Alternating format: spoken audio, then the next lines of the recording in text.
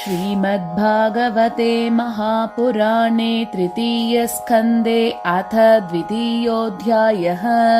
श्रीशुक उवाच इति भागवतः पृष्टः क्षत्रावार्तां प्रियाश्रयां प्रतिवक्तुं न चोत्सेह औत्कण्ठ्यात् स्मारितेश्वरः। यः पञ्चहायनो मात्रा प्रातराशाय याचितः तन्नैच्छद्रचयन् यस्य सपर्यां बाललीलया स कथं सेवया तस्य कालेन जरसं गतः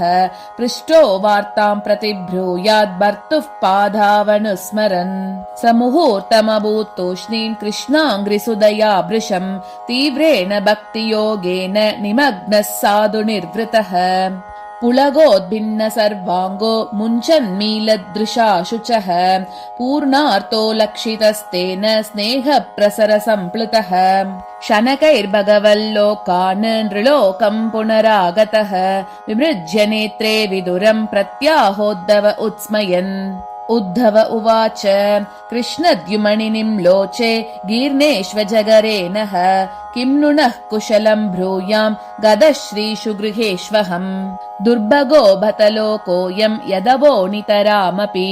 ये संवसन्तो न विदुर्हरिं मीना इवोडुपम् इङ्गितज्ञाः पुरुप्रौढा एकारामाश्च सात्वताः सात्वतां वृषभं सर्वे भूतावासममं सत देवस्य मायया स्पृष्टा ये चान्यत् असदाश्रिताः भ्राम्यते धीर्न तद्वाक्यैः आत्मन्युक्तात्मनो हरौ प्रदर्श्यातप्ततपसाम् अवितृप्तदृशां नृणाम् आदायान्तरदात् यस्तु स्वबिम्बं लोकलोचनम् यन्मर्त्यलीलौपैकं स्वयोगम् आयाबलं दर्शयता गृहीतम् विस्मापनं स्वस्य च सौभगर्तेः परं पदं भूषणभूषणाङ्गम् यद्धर्मसूनोर्बतराजसूये निरीक्ष्य दृक्स्वस्त्ययनं त्रिलोकः कार्त्स्न्येन चात्येह गतं विधातुः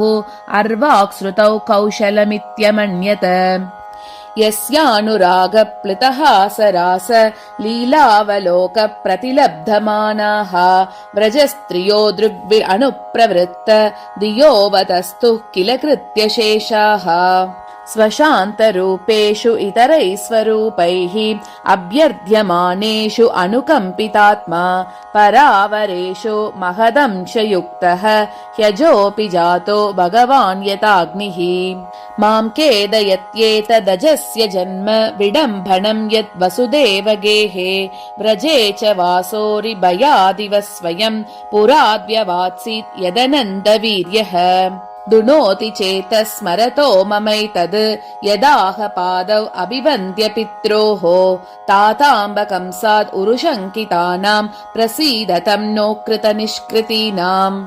को वा अमुष्याङ्घ्रिसरोजरेणुं विस्मर्तुमीशीत पुमान् विजिघ्रन् यो विस्फुरद्भ्रूविटपेन भूमेः भारं कृतान्तेन तिरश्चकार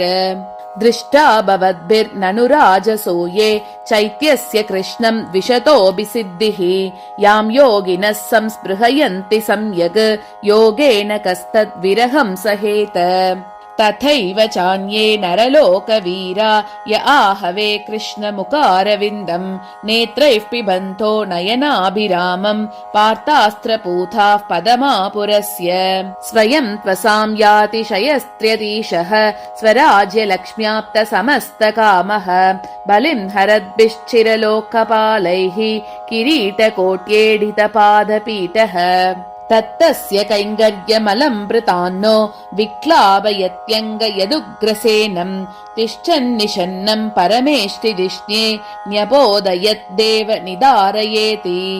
अहो बकीयं स्तनकालकूटं जिगांसयापाय यदप्यसाध्वी लेभे गतिं धात्रयुचितां ततोऽन्यं कं वादयालुं शरणं व्रजेम